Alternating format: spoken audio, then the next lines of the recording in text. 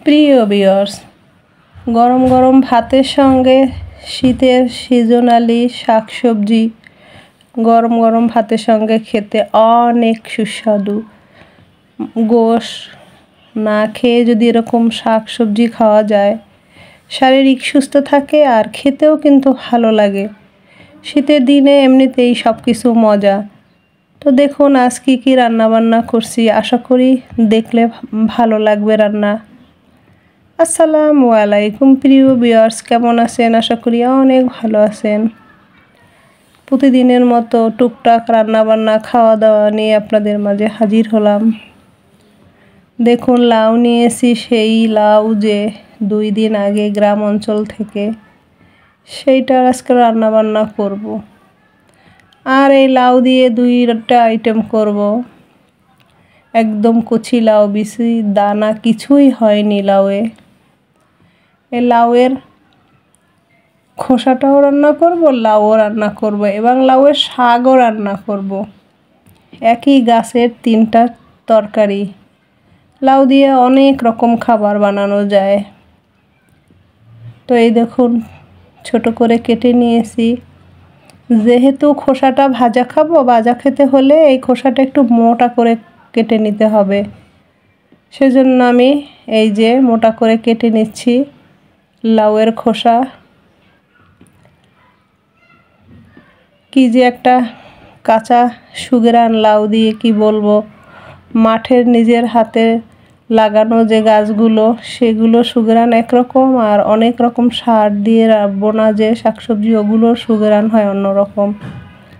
তো লাউ এরকম ছোট ছোট করে কেটে নিলাম। দেখুন এখন লাউয়ের খোসাটাও ঝিরিঝিরি করে কেটে নেব। সরু একদম করতে পারি, আবার একটু মোটা করেও কাটা যায়, কারণ এই লাউটা কচি তো দ্রুত সেদ্ধ হয়ে যাবে। আর শুধু লাউয়ের খোসা কাটবো না, এর সঙ্গে আলুও কেটে দেব, তাহলে ভাজাটা খেতে দারুণ লাগবে। আর এই খোসা ভাজার সঙ্গে কিছুই দিব না, শুধু লাউয়ের খোসাটা ঝিরিঝিরি করে কেটে একটা আলু দিয়ে, পরিমাণ মতো যা লাগবে আমার, সামান্য পেঁয়াজ কুচি, কাঁচামরিচ, হলুদ পাউডার, লবণ দিয়ে ব্যাস সুন্দর করে ভেজে নেব অল্প চুলার জালের আঁচে, শুকনো ফোড়ন, জিরা ফোড়নে। তো কেটে নিচ্ছি লাউয়ের খোসাগুলো সব, আর একটা লাউ পরিপূর্ণ নেব আমি, কারণ লাউয়ের সাইজ অনেক ছোট, এটা বড় লাউ না। পরিবার পরিজন অনেক আছে। তো কাটা হয়ে গেল, এবার রান্নায় চলে যাব। প্রথমে লাউ রান্না করছি। লাউ হালকা হলুদ পাউডার, কাঁচামরিচ, পেঁয়াজ, তেল দিয়ে কষিয়ে নিচ্ছি। আর এই মাছ দিয়ে রান্না করব, পাবদা মাছ, শোল মাছ। 2টা মাছ লবণ হলুদ মেখে ভেজে নিছি। এই যে লাউ কষানো হয়ে গেছে, মাছ দিয়ে ফাইনাল রান্না করে নিলাম। উপর থেকে ধনিয়া পাতা ছিটিয়ে দিয়েছি।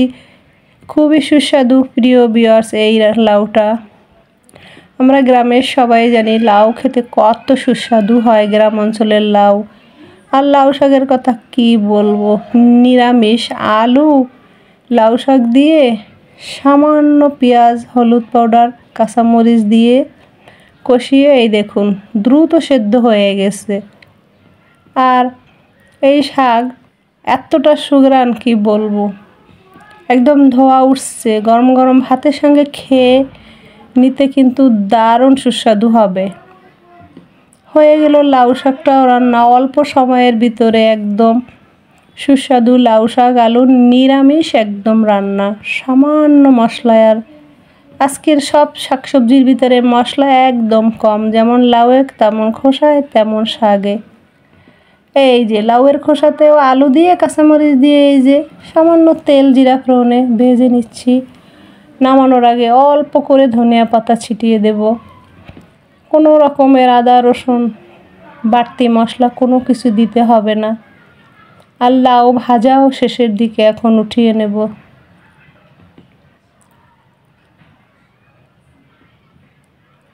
সবগুলোর থেকে যে আলাদা আলাদা একটা সুঘ্রাণ, শাকের এক রকমের, লাউয়ের এক রকমের। লাউয়ের খোসা ভাজার 3টা আইটেমই খুবই সুস্বাদু হয়েছে। বয়স তো আমি পরে দিচ্ছি প্রিয় ভিউয়ার্স। খেতে অসম্ভব সুস্বাদু হয়েছে। এই দেখুন খোসা ভাজাটাও ফাইনাল লুক।